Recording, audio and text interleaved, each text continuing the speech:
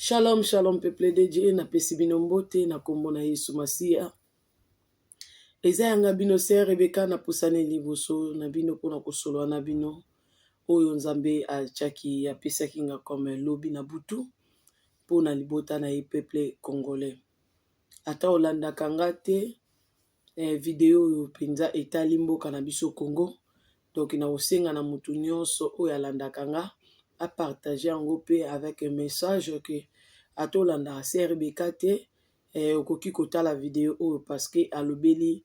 o kolo apesi pona mboka na biso mboka Congo. Mboka ya promesse, mboka ya ilaka, mais nini kolo azomona na kati ya mboka na biso pe nini bato baa na mboka na biso bazosala nde nzambe ayaka pona kolobela biso bana na ye pona kosolola na libota na ye. Mais yambo tokota na video na biso tosolola tika moma o na maboka molimo mosantu yende azwa contrôle ya nyonso yende ya banda na biso pe asukisa na biso penza parce que nzamba alobi mingi donc alobi penza alobi donc totika ye azwa contrôle ye moko asolola na bino yende mutu ayebi bino malamu ayebi pe mitema na bino yende mutu abimisi oyo eza kosalama na mboka na biso polele alors ye moko azwa contrôle ya nyonso. Na bondeli na kombo na Yesu Masia soki yo poko bondela toujours ke etia mutu na segumba mutu na ope totika moma oyo na maboko ya molimo mosantu atambusa biso akamba biso to bondeli au nom de Yoshua Mashiach. Yawe nzamba bomoi na pesi yo merci yo molobeli bana. Bible zoloba na Jérémie to belelo koyano la biso. Okolakisa biso oyo toyebi te oyo ezalaki ya kobombama. Makambo ezalaki na kuku yo ebisaki biso ekobima na poasa. Toleli mingi na mboka bapaya, toleli mingi pona mboka na biso, toleli mingi pona bavi na biso, pona bomoi na biso. Lelo oyo ekosolola na Congo mboka Congo. Lelo oyo ekosolola na peuple congolais a propos ya nyonso oyo ezali kosalama na mboka na biso. Nazangi eloko akopesa ote papa na pesi yo merci. Parce que yondo révélé biso makambo ezalaki mabomba mobimisi yango na polele na sengi molimo mosantu azwa contrôle nanu ya mokolo oyo tomona te wuta tobotama tomoni yango kaka lelo nzamba motema malamu osali biso grâce ngolu tomona mokolo oyo papa merci pe osali biso susu grâce ngolu ya kolobela biso ya kotalisa biso oyo ezalaki ya kobombama po toyebana kobongisa tobika bolamu na yo. Bible zoloba na psaume kolo 7 otombokelaka ba oyo baboyi kozongela yo kolo soko bimisi mabe na biso eza po to reconnaître faute na biso to courir vers psaume 51 pona komikitsa kosenga yo pardon parce que tobotami na iniquité Seigneur toluka elongi na po tozwa délivrance yango na ekosolola na peuple na ngai popo ya oyo opesaki ngai elobi tika te yo mimonisa kolo yo fungola matoi na bango ya molimo yo ndo oyebana kolobela bango yo simba mitema na bango to akitushi le cœur ozali nzambe nguya na sengi nguya na yo compagnie vidéo o na peuple congolais pe na mboka Congo pambola mutu opa ko partager maloba oyo pesi biso bazala beni tika te kolo Yesu Masia bolamu na yo italisama makila na yo bomba penga servante na yo makila no pe bomba bana na yo bakosa mosala ya partage pe ba oba koyamba yango makila na yo contrôle pe possession na bango nzambe po moi molimo nunda tambusa bango guider bango na conscience na la repentance ezali sincère parce que tango ezali nanu ne biso na Joël 2 na 12 na 13 que tango ezali nanu to pasola bilamba te kasi mitema na biso liboso na tango mosusu koko bongola makanisi na yo nkolo. La repentance ça peut changer les choses Seigneur. Merci grâce ngolo opportunité tu nous as accordé ya kolobela biso lisusu na bonde libongo na lobi amen. Nzamba motema malamu apambola bino nzambe ya nguya nyonso le Dieu tout puissant le créateur de toutes choses nzambe aza malamu mingi nzamba lobelaki biso nga na koloba par rapport na okolo apesi parce que za makambo o déjà pe na loba déjà ba obalanda ba vidéo na nga pona makambo na mboka na biso Congo na loba na bino déjà na ba vidéo elandi ba obalanda nga ba yebi ke na yebisa bango ke Saint-Esprit nzambe yangu ya nyonso a révélé biso le nzambe abimisela ka biso makambo ebombama aloba na biso ke tango ekoki biso ba congolais to sepela po ekomi ntango biso bakongole tosepela me bato oyo basepelaka baza bato bamoni bolamu ya nzambe. Bolamu ya nzambe eyaka kaka bongo te. Omona meme Josue ava kolo asala alongoli ye meme bilamba ya sali te. To nzambe azolobela biso boye tokolanda liloba na ye ezali mpona epusa biso vers ke tose repentir tomona bolamu na ye ndenge alakaki biso. Ayaki mpe koyebisa ngai lisusu na bato oyo balandaka video na nga bayebi ke bato ebele bakomona nouveau Congo me bakokota yango te. Basakanaka na maloba ya nzambe te. Eza parole de Dieu. Toza koloba te po katika toloba makambo ya nzambe eza tosalela ona kobanga nyonso parce que ba vidéo na biso etikalaka lobi koya kokondane biso. Donc c'est la parole de Dieu. Donc joango en considération luka nzambe na repentance o se sauver pour mona bolamu nzambe alaki na mabele na yo Congo. Na yebisaki bino lisusu mabele ya Congo ekokabwana na biteni biteni bakokabola ngo na peuple congolais ba oyo bakozwa bakobénéficier grâce bolamu ya nzambe ya kovanda na mboka Congo.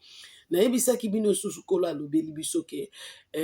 mboka na biso Congo tolela mawa na nzambe na mboka na biso parce que makila ya bato eza koganga na mboka na biso po bakunda bato mosusu te baboma bakoboma me bakunda bato mosusu mibimba ndenga na otambola bona opema bo bakangi ngai ba vierge bakotisi bango na mabele batie mabele bakunda bato mibima na mboka na biso bakenda lokola ba cérémonie lokola ba sacrifice. Alors nzambe afutisaka bato makila biso nyonso totangaka Biblia makila ya bele eganga nzambe apesa kaye etumbu. Alors mboka na biso ezo peser eza mabe mingi liboso na nzambe eza salite mingi liboso na nzambe. Maintenant tozoloba mboka Congo eza ka terre te ka mabele ya Congo mais biso nde bato kolela na mabele ya mboka na biso. Biso nde bato sali mabe biso nde to salir mabele ya mboka Congo. Biso nde toza coupable tobomi totangisi makila lelo nde ozomona ke bandeko na biso bana mike ba babota misika bazo souffrir na mabe o biso ba para bakoko na biso baya na biso bandeko na biso basala to o bazo sala kaka. So nzamba ye lisusu komimonisa kati na biso pona kolobela biso ça veut dire mabe wana eza kaka ko continuer yango continuer toujours kolobela biso nini nzambe alobi tokota na kati ya makambo okolo lobi bandeko koloba nanga nde esengeli lelo na vanda liboso na bino pote na solo na bino makambo na nzamba lakisanga oyo koya na Congo bato oyo pe balandaka nga bayebi makambo na bisa bino oyo kokoma na mboka na biso Congo. Alors bato babele bamonaka ke bitumba ekoya na ba pays étranger bato mingi bamonaka makambo ekoya na mboka lokola mboka France mais babosani ke mboka na biso pe Congo ezosala mabe liboso ya nzambe. Nzambe akataka makambo na bosembo Bible eza koloba na ye akataka makambo na bosembo azali juste ye nzambe ntongo kokata makambo eske biso tokozala ba innocent eske biso mona na ba vie na biso nde pe tozotambola bo ba congolais makambo oyo toza komona eske tokotombola maboko likolo pe tokoloba papa maboko na nge ezali pembe motema na nge ezali pembe sata nga naza innocent nyonso onga Rebeka naza kobika to libota na nga to Nadege to nani akoloba kombo na ye eza kaka famille na nga po bayembi mabe baza ba famille oyo ke misusu bayebi nzambe su bayebi nzambe te eske biso pe tokoloba toza innocent donc biso nyonso tosengeli tolela mawa na nzambe. Mawa na nzambe eza kaka mpona peuple congolais kaka te individu mawa na nzambe ezotouche meme basali ya Congo parce que basali ya Congo bafonse nzambe batei lokuta na bana na nzambe balakisi bana na ye solo te balakisa biso kobanga nzambe te pendant que Bible ezoyebisa biso na Ephésiens 6 tolakisa bana na biso batoli tokolisa bana na biso na batoli ya nzambe na mateya ya kolo mais biso tokoli de le bas âge tozwi batoli ya kolo te biso lelo oyo nzambe akamati biso na babalabala na nzela nde akomi kosangisa biso ye moko akomi koenseigner biso ndenge alobaki na biso ke na Jean 17 ke bango nalakisi bango maloba na pe nalakisi bango nzamba solo pe na kolakisa bango lisusu ba o balakisamaki gloire à Dieu mais biso pe kolo akangi biso na nzela na parcours na biso ya kotambola alongoli biso na mokili pe akomi koenseigner biso. Alors eza malamu pe eza bien mpona ke tosi repentir toza conscient ke tosali mabe liboso ya nzambe bosantu ya Israel tolela mawa na ye ekita likolo na biso pe na mabota na biso po te bainosa oyo ya mike babika bolamu na nzambe ya bosantu. Nzambe aza motema malamu amemi biso lisusu na Ezekiel lilobi na butu alobeli biso na kati na Ezekiel 22 mais nga na otanga vraiment take mosali na otanga na mobimba na ngai ntina 13 ke cet esprit basala nga ngulu mpo nga mama Rebeka natangaka ya kokangama ezalaka mpasi mpo na ngai mpenza kosala alertisa kokangama me na lisungi ya molimo mosantu asunga nga natanga makomi apesaki ngai elobi na kotanga Ezekiel 22 de 1 à 13 après nakomi kosote mais yo okotanga nano mobimba nango de 1 jusqu'à 30 yo kosilisa yango mobimba place oyo esuki na 31 esuki na 31 ngai nde mama Rebeka na kotanga nanu na mobimba nango de 1 à 13 mobimba mpe nayebisa bino nini okolo alobeli bino mpe oyo nzambe alakisa ngai eza mpe kaka ana kutami nango mpe vi na biso ndenge totamboli mabe kolo azalaki komona biso mpo yamonaka tu eza mpe kaka awa doki etali mutu nyonso corps de Christ nyonso mpe mwana nzambe nyonso sunga mabele na yo soki yo lelo oyo dejozo bika bolamu ya nzambe likolo eza kofungwama mpo na yo me mpo na mboka na biso Kongo likolo na nifungwami te donc nzambe aza na kanda toujours tobondela mpe nzambe afungolela biso lola asala biso bolamu na mabele na biso. Natangi parole de notre Seigneur Jésus na kombo na Yesu Masiya totangi na kombo na Yesu. Molimo osalisa ngai vraiment nasengi lisungi na yo Yawe alobi na ngai boye yo moto omilongisa mpona kosambisa Israel vili ya babomi. Lakisa yango makambo ya mabe mpe ya soni oyo yango ezali kosala. Yebisa yango te ngai Nkolo Yawe nalobi boye ozali kotika bato na yo batangisa makila wana bazali koluka liwa na yo bazali kosala bikeko ya banzambe na mboka na yo boye mboka ekomi mbindo lokola tozo trafike ba faux dieu na mboka na biso kola zo ebisa biso toujours mboka na biso eza propreté eza toujours mbindo tokima mbango na psaume 51 natangelaka bino Daniel prière ya Congo ezali wana oyo prière oyo esengi na mboka na biso Congo na mabele na biso Congo natielaka bino wana façon Daniel alelaki mpona mboka na ye c'est une modèle c'est une fondation oyo bino mpe bokoko baser votre prière likolo na yango. Ba faux dieu o bazobima na mboka na biso ekomi makasi idolâtrie ye na mboka makasi nzamba sanga grâce na visita église moko ya monene na mboka na biso omoni pasteur akoma na bikeko bakoma na idolâtrie bakoma kodore na bango ba pasteur en tout cas to sala repentance c'est peut retourner mbangu liboso ya mokeli na nyonso. Nakomi na 4 natanga pe malembe bosunga nga bino pe botanga meso bosisi bozela ngai.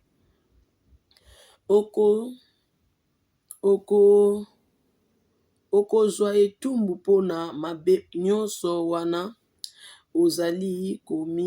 komisa mbindo mpona bikeko oyo ozali kosalisa yo moko ozali kobendela liwa na yo noki pamba te mikolo na yo ekomi ya kotanga yango wana na kotika bikolo ya bapaya esambwisa yo okokoma eloko ya koseka ya bamboka nyonso. Tant tozomi bendela liwa eza koza makambo tozosala ba crime o tozosala na mboka na biso tant okita bo comprendre que nini o nzamba azoloba o ezosala na mboka na biso Congo boyebi malamu nde mboka na biso ezotambola yo poza conscient oyebi ndenge otambolaki donc vie na yo ezosenga pe repentance koluka kobongisa na nzamba bosantu tomikitisa liboso na ye toluka elongi na ye tolela mawa parce que tozomi bendela kanda na nzambe na soko otali ba video na salanga mama Rebeka nayebisa bino ke na bakati ya ba video na nga namona vision moko kolo naza na mboka poto mekolo ameminga na Afrique kuna na Afrique ba o batalanga ite tant moso aloba ba video nini bolukaka wana na o na koloba makambo ya mboka na ngai Congo na kati ya Afrique wana na kati ya Congo nazomona lokwa mutu mo naza mona masina nga naza lokwa na Pascal na batemisinga exemple na Pascal mais nazomona ti balimete exemple polele nyonso eza kobukana donc misu nange komomona ti mosika donc bamboka ebukani bandako ebukani yo otongaka na botoki ya makila repens-toi yo oyibaka mbongo mpona kotonga yo obomaka bato ozotonga ozozwa bomengo na mabe repens-toi parce que jugement nzambe kala te ezokita na mboka na biso bozomibendela liwa pino mokonoki mboka yango lelo tokoloba nini mboka mpenza lelo eza mpe mboka na soni bapaya bazoseka biso mboka na biso eza mboka ya soni tozomona mpasi na bamboka mosika mais moyen totia makolo na mboka na biso moko eza te pendake toza na mabele na biso ya kitoko lokumu na yo esili ekomi esika ya mobulu bamboka ya mosika na ya bapembeni ekobanda koseka yo bato minene ya mboka oyo Israel bazali kosalela bokonzi na bango mpona kotangisa makila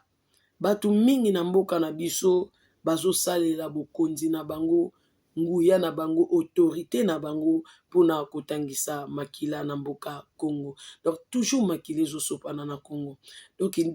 d'autres fois tolobaki na bavideo ke mboka na biso baboma bato baza innocent bakunda bato na mabele na biso mibimba bato bakenda sacrifice ti lelo esili te eza mabe wana bakonzi na biso to bato autorité to bato normal oyo mpe bato oyo tozoba bandoki baza toujours kosacrifie bato baza toujours koboma bato na banguya na bango ya mabe ya molili ya bakonzi na bango mpoka barene baza kolekisa bainosa alors makila wana egangaka kola futaka bato makila donc tosala attention tokeba tose repentir totika banzela mabe mpo te tobongola mitema na biso mpo so balobi bino bolobaka bongo bino boza nde digne donc c'est ça mais yo koloba te ke apesaka position te parce que naza mutu naza congolais donc kola zoloba boye koloba te na kati na yo mutu ozangi mabe soko tali Psaume 51 koyoka David ndenge azobondela nzambe alongola mabe kati na epo epa botama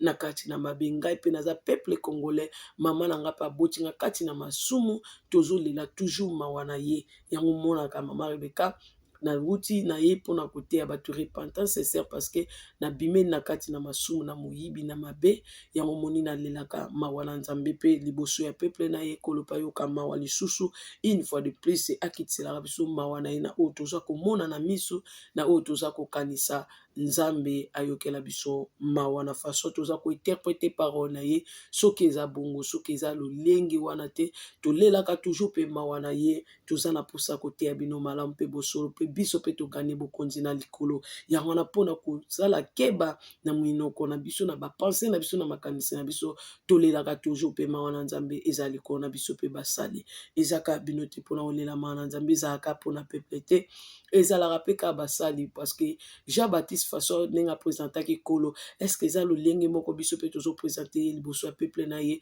c'est ça ke tozongaka nsima tobi kolo so na présente yo malamu te yokelanga mpe mawa na nzambe etali motu nyonso ezala yo mosali ezala yo mondimi mawa na nzambe toza nango mposa biso nyonso alors bato mabe bayebaka langage ya basali te omona azokize apesa position te seka aza moto na masumu déjà na longwa na vi wana nzambe asokolanga achange nga mena aza exemple modèle oyo nalakisaka bino repentance sincère na mabele na yo bana bazali komona baboti na bango pamba impolitesse ezali na mboka na nga Congo na koboya yango te kolo alobaka toujours bosolo na wuta wana kola bimisanga impolitesse wana ezokontinue ti lelo na mabele na nga Congo bazali komona baboti na bango pamba na bandeli bazali konyokola bapaya pe koyiba biloko ya bana etike na ya basi bakufela mibali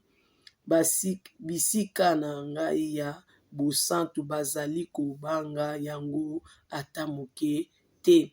bisika ya bosanto azobeta sete wana bozobanga yango ata moke te. Nayebi mabe ezosalama mingi na kati na baassemblée de saint, baassemblée des élis, mais eza place oyo ezali ya bosanto parce que baassemblée mosusu eza ya nkolo te, kolo otanga yango te parce que amona yango te mpe na ndenge ya bosanto eza mbindo deja ekota ate. Me ntango azoloba na assemblée na esika ya bosanto tozali kobanga yango te. Wi biso tovanda na baeglize tomona bapaster ndenge bazopropose biso mpe mabe, mais nzambe ya bosanto azoloba futo respecte place na ye ya bosanto. Awa etali banganga na nzambe, etali bandimi na nkolo Yesu Masiya. Esika oyo tokendaka esika ya kosambela eza esika ya bosanto. Nzambe azosenga limiema botosi ezala na kati na assemblée des saints. Bazali kochola mokolo na ngai ya kopema na mabele na yo, bazali kokosela bato makambo mpo na kobomisa bango.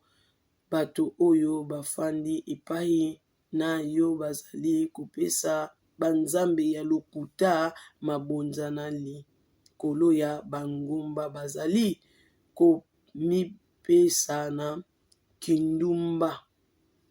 Na interprète 19 ezoloba nini? Bozali kotosa mokolo na ngai ya kopema te. Bato bakoloba na biso, bato ebele bayebi te ke mokolo ya kopema baoyebake bongo tozali kotosa mokolo ya kopema na ete mokolo ya kopema yango jour yango ezalaka jour nini? Jour wana c'est notre Seigneur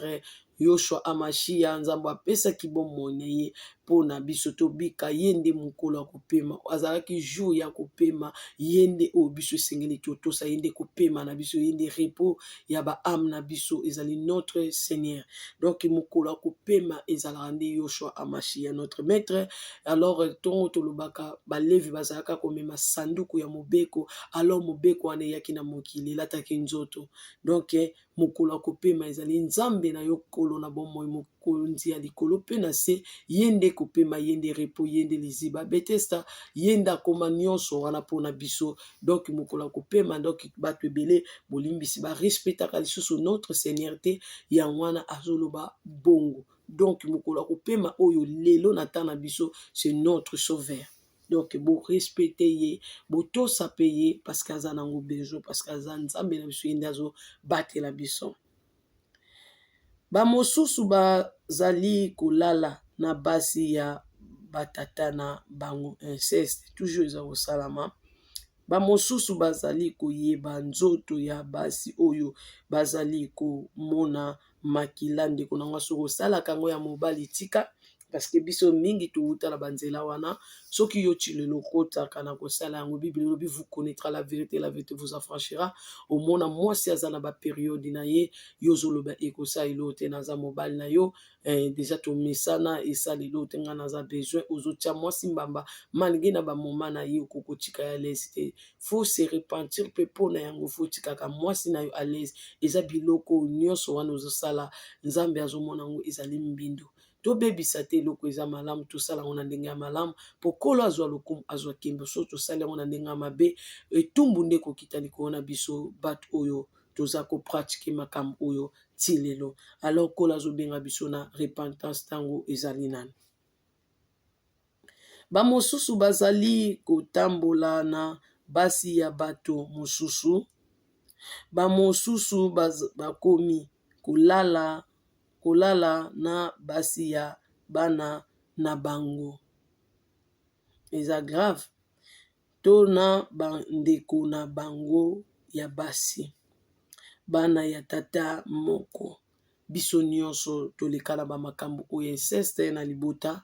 Nzambe aza kobenga biso toujours na kati na repentance. Biso tozwi grâce parce que tobimisaki yango na miso ya bato mpe liboso na Nzambe. Toyambolaki masumu na biso likolo liboso mokeli na nyonso mokonzi ya l'univers. Nateyaka bino bosolo pote et courageux yo obandone nzela ya masumu. Nateyaka ola repentance c'est Dieu nous donne l'opportunité ya kochanger pe ya kobongola mitema na biso, ye akosokola biso liziba mai na bomoi ekaukaka te, ye nde azobenga yo mpo apetola yo. Donc awa ezalaka soni na nga lokumu na Yoshua Amashia, nazokourage yo moto osalaka mabe oyo nano tika te, kabwana na biloko oyo sino te komema yo na lifelo. Donc répands-toi lokola Nzambe apesi biso opportunité ya kose repentir ntango eza nanu kozela te kufa mpo koma kuna oloba zongisanga na mokito mosusu kozwa bagrâce oyo biso tozwa te ya kokufa kozonga. Sala repentance na sincère, luka Nzambe makila na Yesu mpe yamba ye lokola mokonzi mpe mobikisi,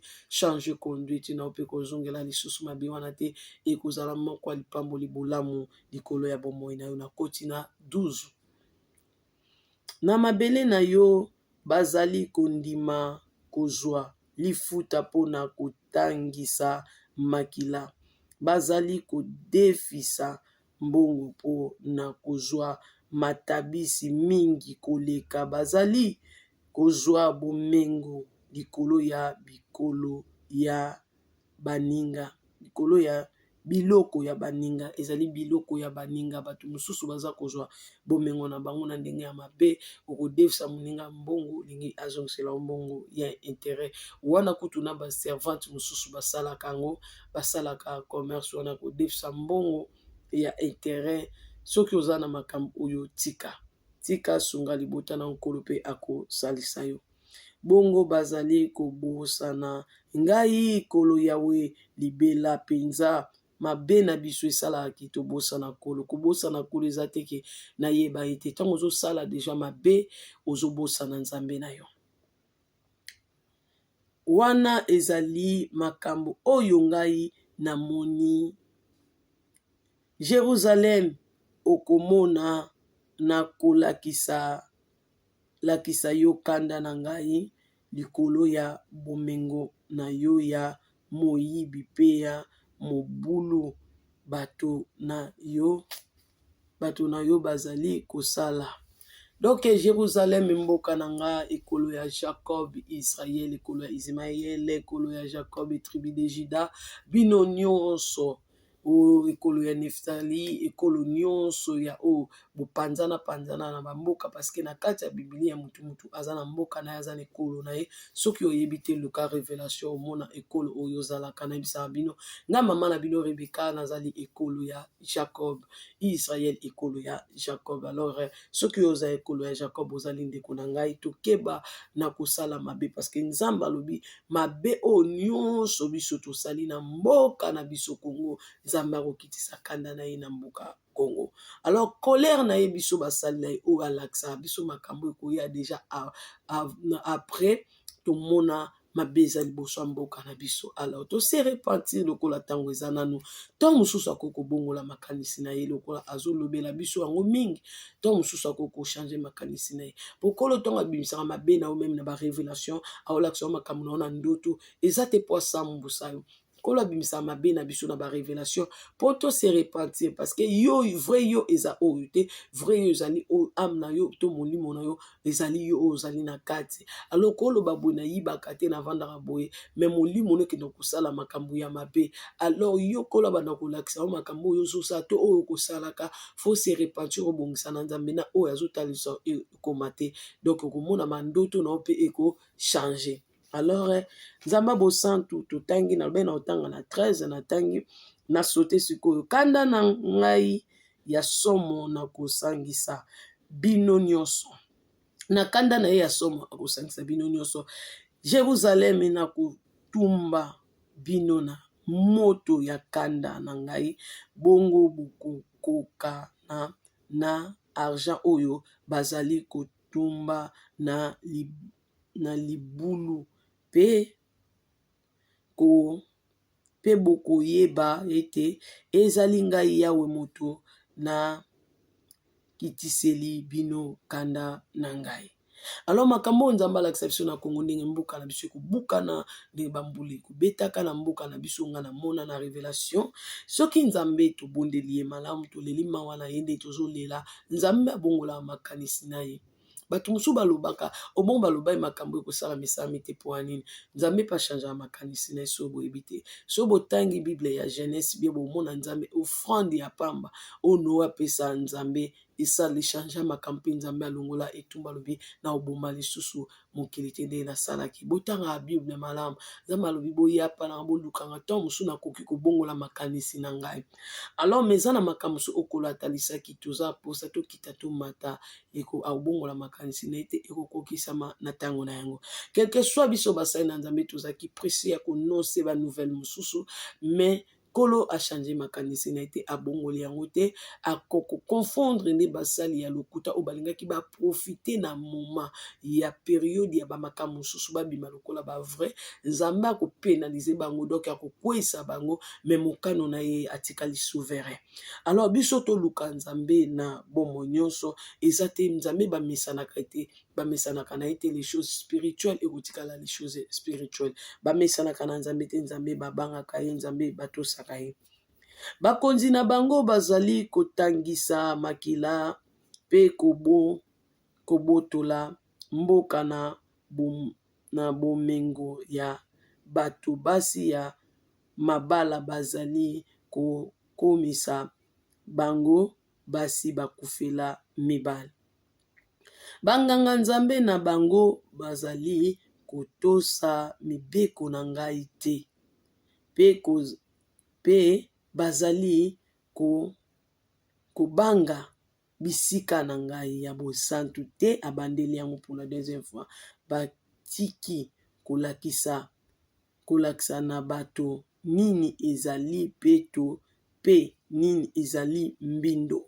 Donc basali ya nzambe banganga nzambe o bazalaki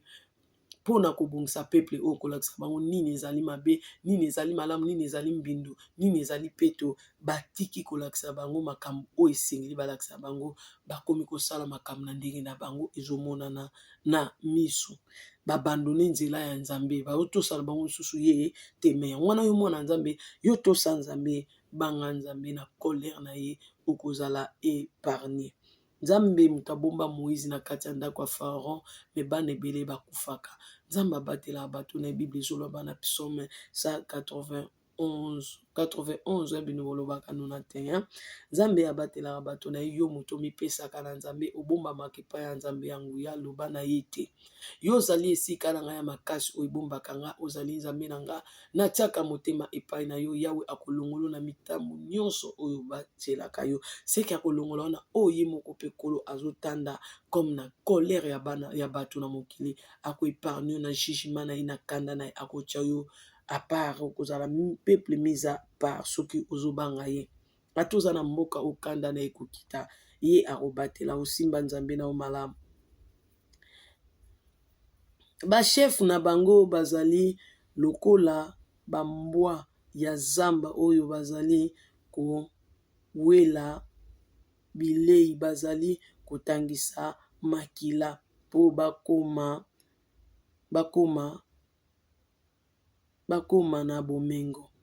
Bono bachef bakonzi baza toujours kowela bomengo ya mokili oyo bazolukela na nzela makila bazotangisa toujours makila poka bagani bakoma na bomengo mingi donc intérêt personnel yango bango bazosala atuka nzambe azosepela nango te soki bakonzi na biso pe na bamboka na biso bakochange conduite na bango pe kobanga nzambe bosanto apesa bango mabele ya Kongo po te babendela biso toujours mawa na ye kita likolo ya mboka na biso bana oyo baza mike bazokola sika bika grâce ya nzambe bolamu na nzambe na mabele na bango Kongo. Baprofeti na bango bazali kozipa makambo yango lokola bazipaka pembe pamba te epamba na mire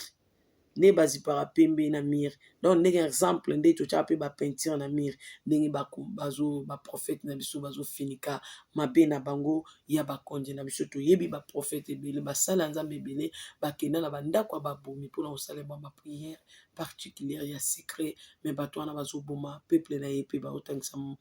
makila na mboka na ye azwika part na ye mpona peuple etali lisusu te esasieli libumu na ye ezala malamu basalaka yango na mboka ya Kongo tozalaki proche basali wana toyebi makambo mosusu basalaka moya kotanga nkombo na bango ezali te base repentir mpo liloba na nzambe okola lobelaki biso lobi na butu etali mpe bango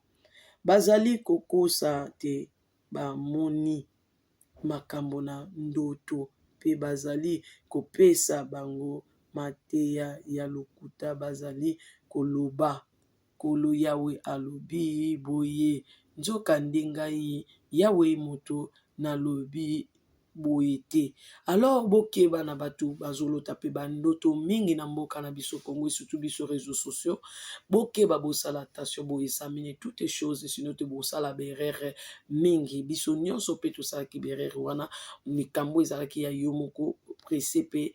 manque de patience oyo kobimisa ngo na miso ya bato e kotoucher corps de Christ, mais nzambe ya kokangela biso na yango tosalaki repentance. Dieu m'a appelé dans la repentance, mais ça bato mosusu bazongelaka Nkolo te, Nkolo atombokelaka bango, baomona toujours kanda ya nzambe, balukaka te kopusana pembeni na nzambe, baluka bayiba na sali erreur wapi, bazonga nsima eloko esika nini nalobi mabe, esika nini nasali mabe, balukaka kobongisa na nzambe te. Bokeba na baprofete na bino bamonaka makambo na bamboka bato, mais oyo eza na mboka na bino moko mpo baprepare bino bayebi te, mpe bayebi te oyo bino bozali peuple congolais, bayebi te ta nde bateyaka bino, balakisaka bino nzambe ya Israel, Israel balakisaka bino mboka nini, nzoka Israel eza bino peuple congolais.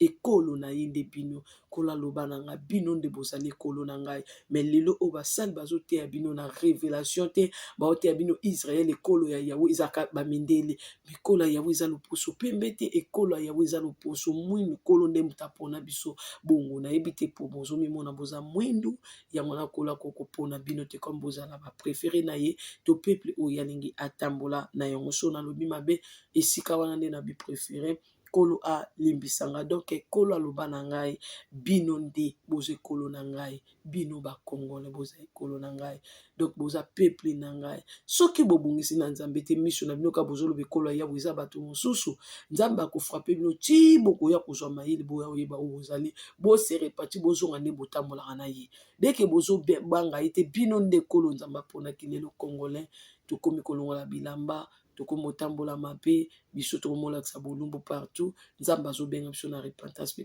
tolata bamanière décente liboso na bato. Biso nyonso toleka wana,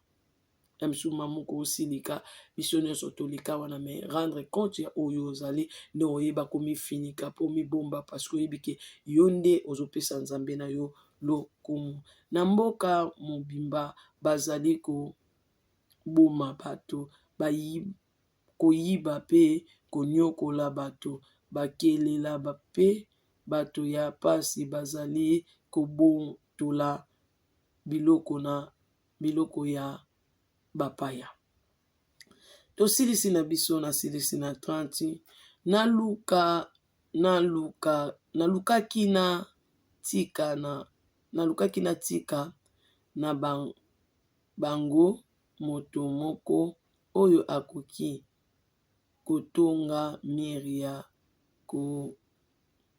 kobatela mboka. Nalukaki natiela bango, naye natiela bango to natindela bango moto oyo akoki kobatela mboka. Donc nzambe alingaki asélectionne exemple moto moko na mboka na biso oyo akoki kobatela mpe mboka na biso Congo, kobundela ngai, oyo akoki mpe kobundela nzambe. Nzambe babundelaka ito molimo wa nzambe aza kati na yo, ozobundela Nkolo, mais ye nde moto azobunda me kati na yo, mais yo mpo ozobundela Nkolo parce que volonté na yo na bolingo na kobanga nzambe. No David aussi azalaki na molimo wa nzambe kati na ye, mais nzambe deja awendraki ye, mais David azalaki kobundela peuple Israël. Ozomona aza roi oyo abundelaki mboka, ndenge nzambe soki alobi abandaki koluka moto mpe akobundela biso na mboka na biso lokola ba David nde babundela mboka, nde babundela peuple. Yango wana nzambe alukaki mpe kobundela ngai etumba mpo baboma yango te. Donc alukai moto akobundela Kongo mpo baboma Kongo te, kasi nazwaki moto moko te, azwaki moto moko te. Taka Kongo nde eza monene bongo, akuna otiako matere te kolosunga. Yango wana nakokitisela bango kanda na ngai, nakosilisa bango na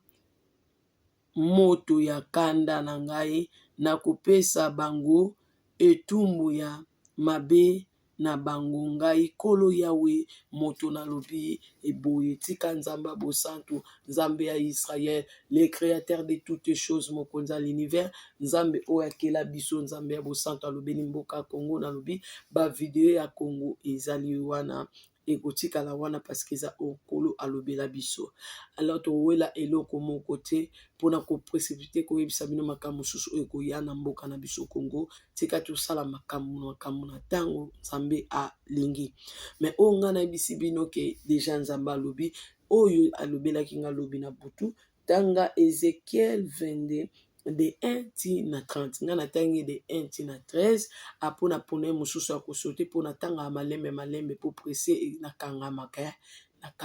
mona nasala ba crise mais l'écriture alors nzambe ya bosantu a faire comprendre yo nde oyeba oyo ezoleka mpe na kati ya Ézéchiel 22 so otangi omona nzambe yo mpo okomikuta kuna na kati yo moko mpo okomikuta na kati oluka mpo se repentir obongisa na nzambe na mabe oyo okokutama nango kuna na kati donc eza makambo mosusu oyo ngai natali na koloba c'est vrai esalamaka malgré nga lelo nasalaka lisusu makambo wana te mais eza vrai esalamaka parce que tant nazalaka paye makambo mosusu mpe nazalaka kosala yango ndenge mona koloba mpe mama Rebeka exemple nini osalaka oyo okutami na yango koboma kotangisa makila kolongola zemi eza mabe mwana nzambe otika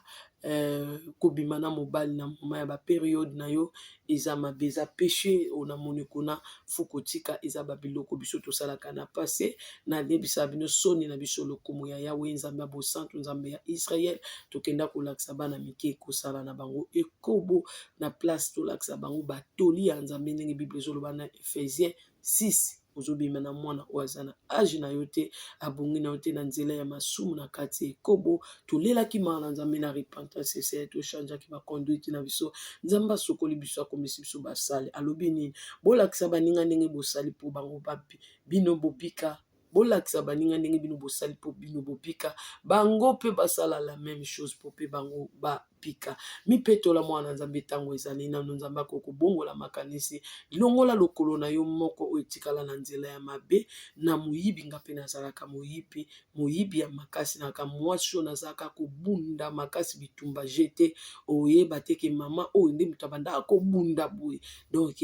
kutu na lingana nakoma kutu prete soki ozoluka motu abundela yo ya kopesanga mbonga na kobeta ye donc nakoma motu ya makasi yaya nabunda kati na mboka nanga Congo eske ezalaka